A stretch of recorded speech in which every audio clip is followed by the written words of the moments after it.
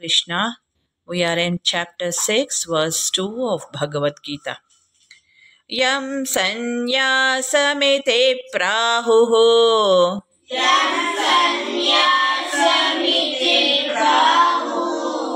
yogam tam vidhi pandava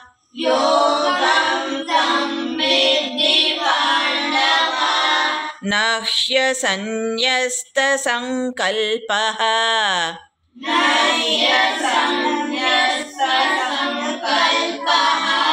yogi bhavati kaschana.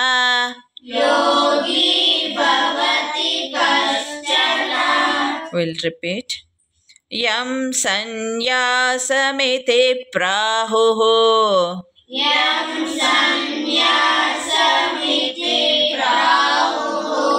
yogam tam vidhi pandava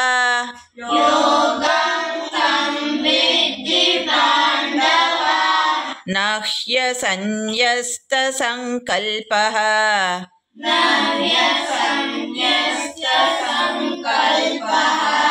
yogi bhavati kaschana.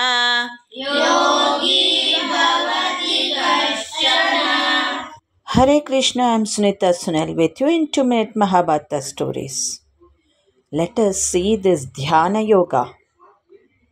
The translation is, it is true yogi who have attained union with the divine are those who have renounced worldly desires and attachments. They are not merely performing physical exercises or rituals. Let us see the meaning of this. The sannyasa is non-different from a yogi because none become yogis without renouncing worldly desires. Who is sannyasi? One who renounces the pleasure of the mind and senses. What is this renunciation? Our running in the wrong direction has stopped. Then it is renunciation, the path of renunciation. What is happiness? We were searching for happiness in the world and we understood that there is no happiness in material pleasures. So we stopped running toward the world. But destination not reached by stopping. Because the destination of the soul is God realization. That is process of going toward God. Taking the mind toward Him in the path of yoga.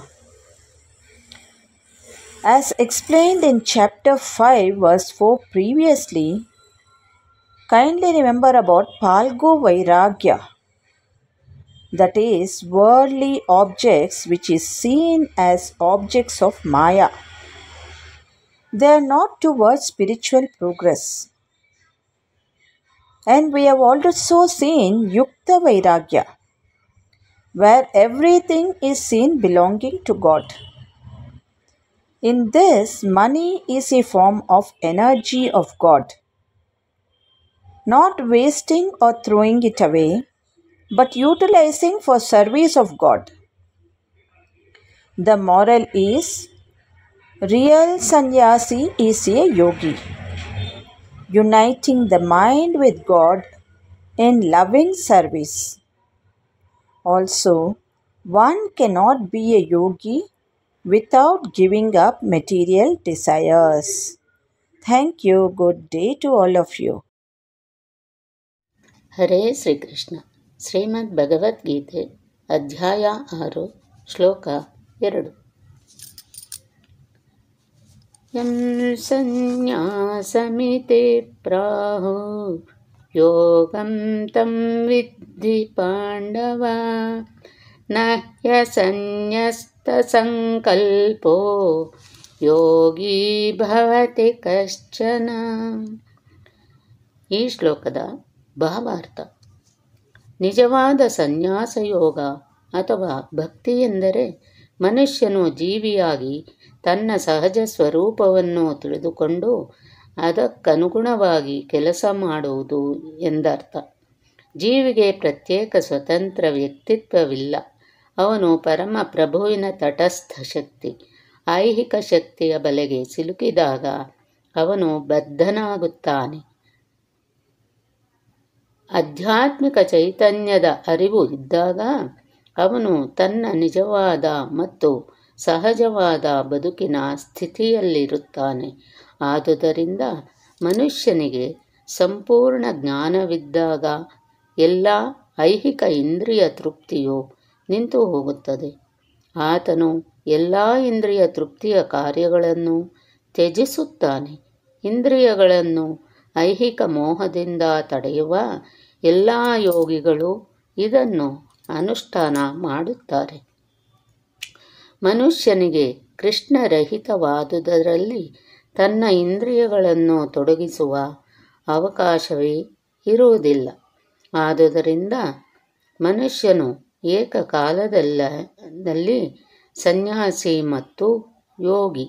ಜ್ಞಾನ ಮತ್ತು ಯೋಗ ಕ್ರಿಯೆಗಳಲ್ಲಿ ವಿಧಿಸಿರುವ ಪ್ರಕಾರ ಜ್ಞಾನ ಮತ್ತು ಇಂದ್ರಿಯಗಳ ನಿಗ್ರಹಗಳ ಉದ್ದೇಶವು ತಂತಾನೇ ನೆರವೇರುತ್ತದೆ.